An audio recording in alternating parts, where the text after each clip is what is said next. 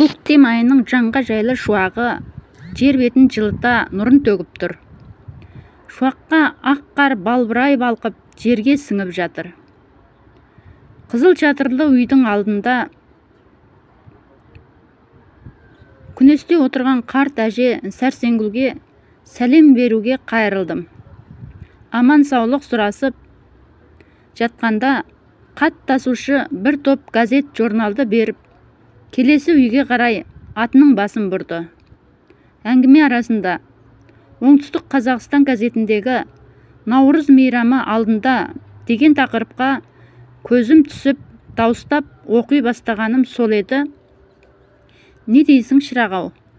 Қандай жаңалық? Деген ананың таңданған кейпін байқап түсінік бере бастадым. Иә, ол мешін жылының көктемі болатын, деп бастады сөзін ауыр күрсініп алып. Бала кезімізде ес біліп етек жапқанға дейін жаңа жылды наурыз айында тойлап жүрдік. Жыл басы наурыз айы болатын. Ана сүтімен сіңген әдетті тастамай, сол жылыда наурыз мейрамын асыға күтіп, сәнді киімдер тігіп,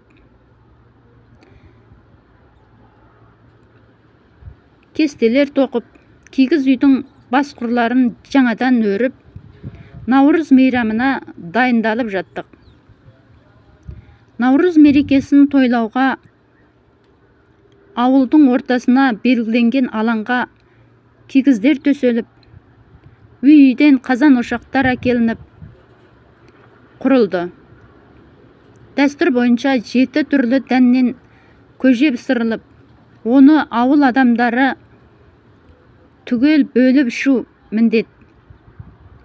Содан соң ауыл үйлер жаңа жылға сақталған қазы қарта, жал жаясын,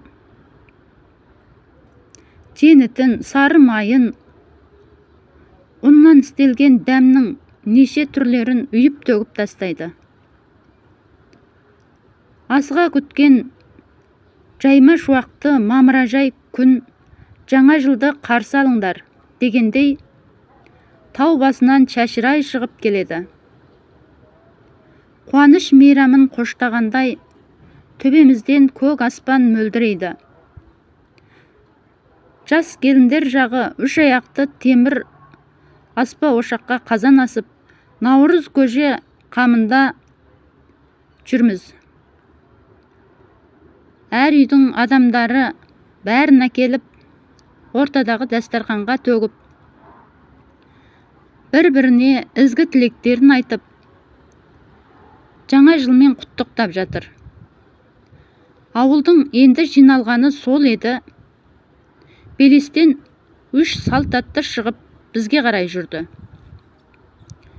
Жүрістері суыт. Салақтатып асынған мылтықтары бар. Отырған қариялар орындарынан тұрып, үрпесіп қалды. Келгенде аттан да түспеді. Көпке сәлем де бермеді.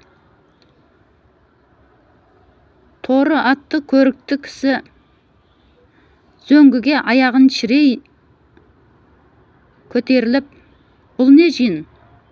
Тез тараңдар. Ескілікті түп тамырыменен жою біздің міндетіміз. Қане, кетіңдер, деп гідіңдеп тұр. Аң-таң болған ауыл адамдары тарқай қоймады. Есімізді жинай алмай тұрғанда көк аттысы секіріп түсіп, қазанның шетінен ұстап, наурыз көжені отқа бор еткізіп, аударып тастады да, көже ішіндегі түрлі дәндерді көріп, жолдастарына бұрылып, іздегеніміз табылды. Бұларда астық көп екен. Тінту жүргіземіз, деп атына қайта мінді. Қуанышымыз су сепкендей басылды. Жұрт тарай бастады.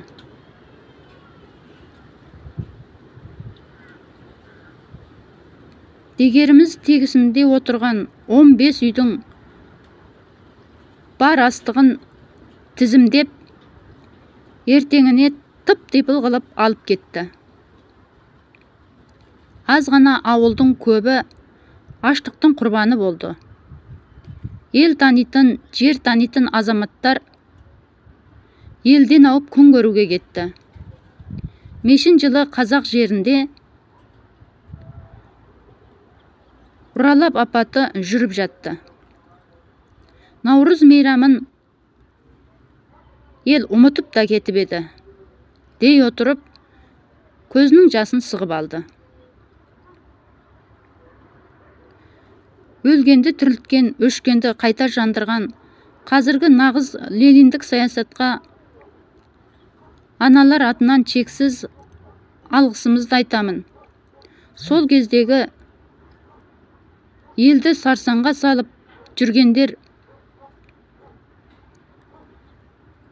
Калешекиннің қолшоқпарлары Нәтебай мен Жұмабай деген азғандардың ісі екендігін кейін түсіндік қой, деп аяқтады сөзін 80-нің сеңгіріне шыққан аяулы әже. Ардақты әженің наурыз мейрамына деген сағыныш жасы шындықтан шыққан қуаныштың мөлдірі еді.